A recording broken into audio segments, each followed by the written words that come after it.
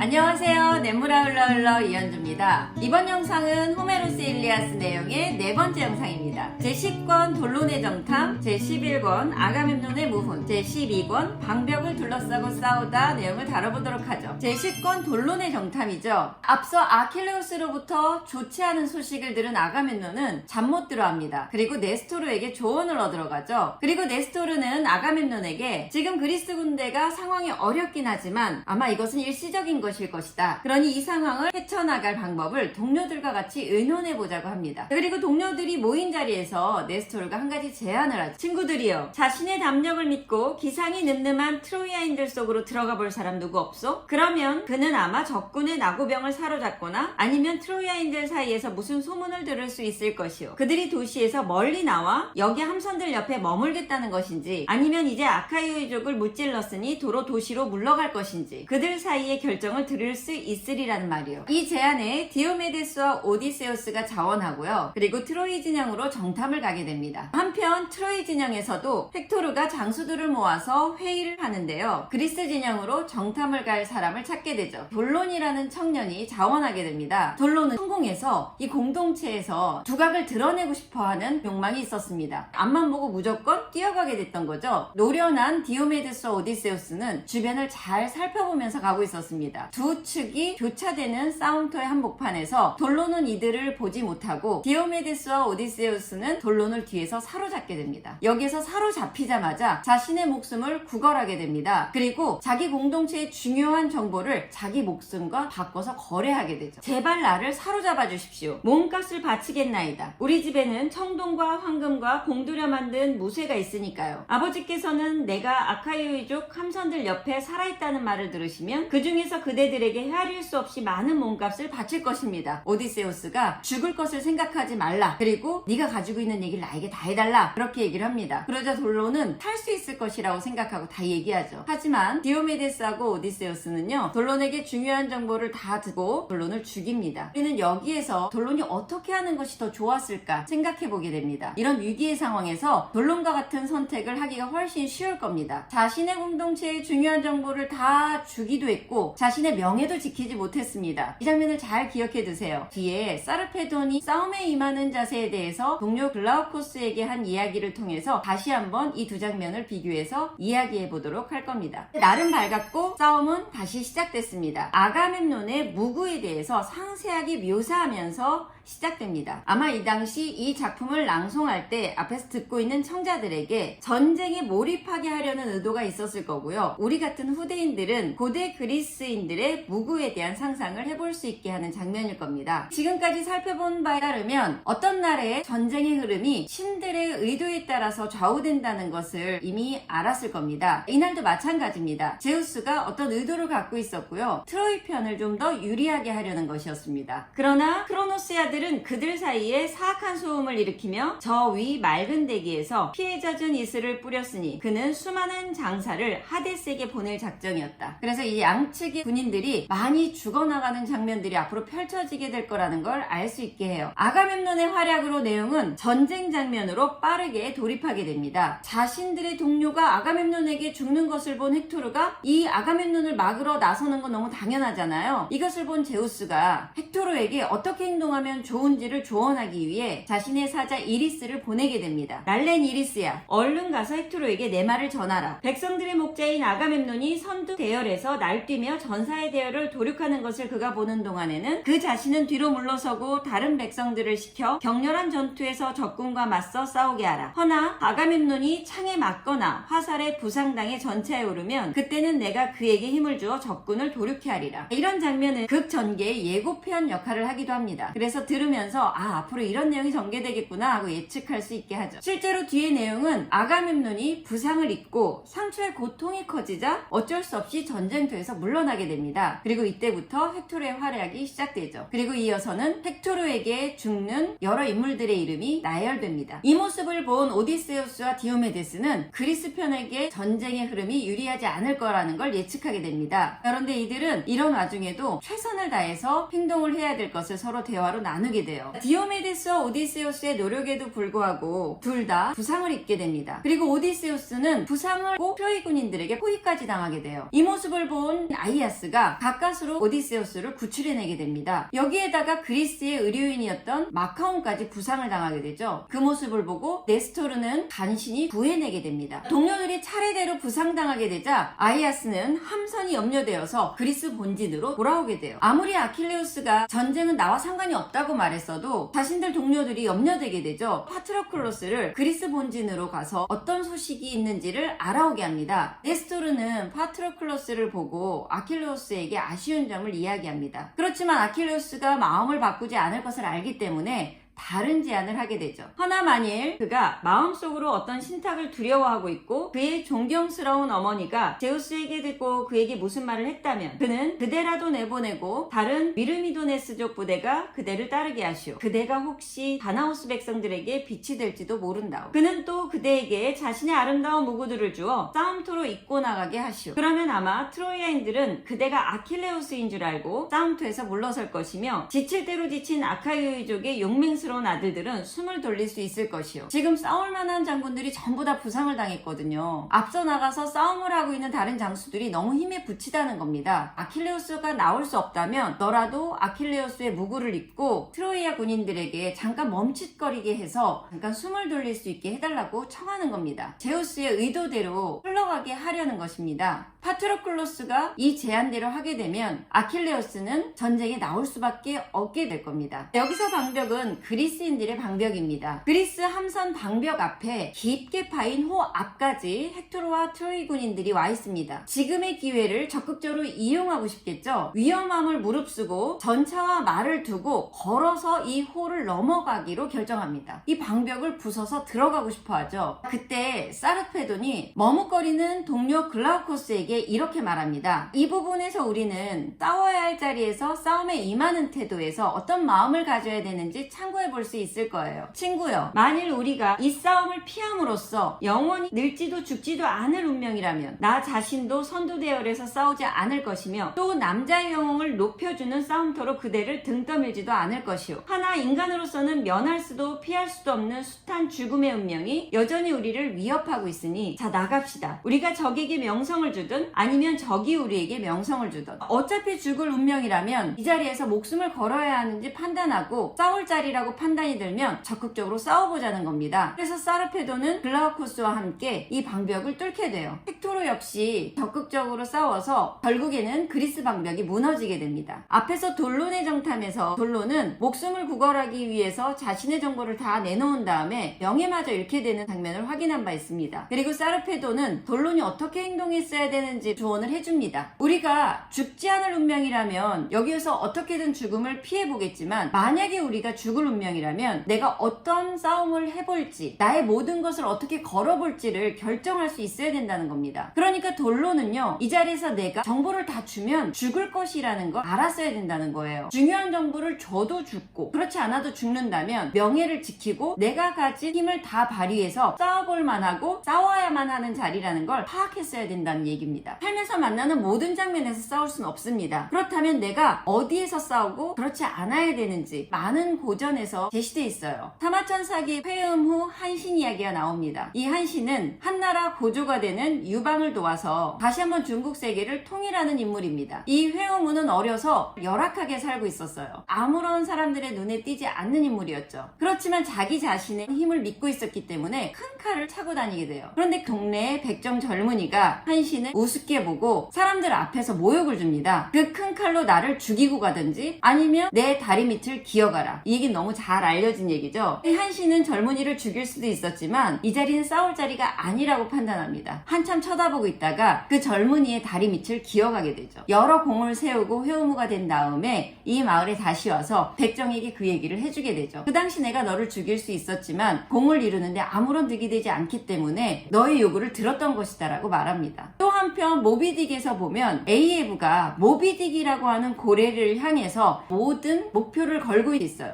모비딕만이 자기가 싸울 대상이라고 판단한 겁니다. 돌론과 사르페돈 이야기로 돌아와서 앞으로 살아갈 때 우리 삶의 장면에서 내가 이 상황에 모든 것을 걸어볼 것인지 아니면 무시해도 좋을 내용인지 기준이 되는 것으로 파악해 가시면 좋을 것 같습니다. 그리스 방벽이 무너진 다음에 그리스인들은 점점 더 궁지에 몰리게 돼요. 13권은요 함선들을 둘러싸고 싸우다 내용으로 이어지거든요. 뒤에 이어지는 내용으로 살펴볼 때 우리는 이기고 있는 사람들 중심에서 살펴볼 게 아니라 지고 있는 팀의 장수들이 어떤 태도로 임하고 있는지 그걸 보는 것이 더 중요할 것 같습니다. 상황이 좋을 때는 누구나 잘합니다. 하지만 그 사람의 진면목이 드러날 때는 정말 상황이 열악할 때입니다. 그때 그 사람이 어떻게 행동하는지 거기에서 쉽게 포기하고 무너지는지 아니면 끝까지 싸워보는 힘을 낼 수 있는지 이런 태도를 눈여겨보시면 이후에 여러분들의 삶을 살아가는데도 여러 영감들을 얻어가실 것으로 생각이 듭니다. 오늘 여기까지 내용 살펴보도록 하고요. 저는 냇물아 흘러 흘러 이현지였습니다.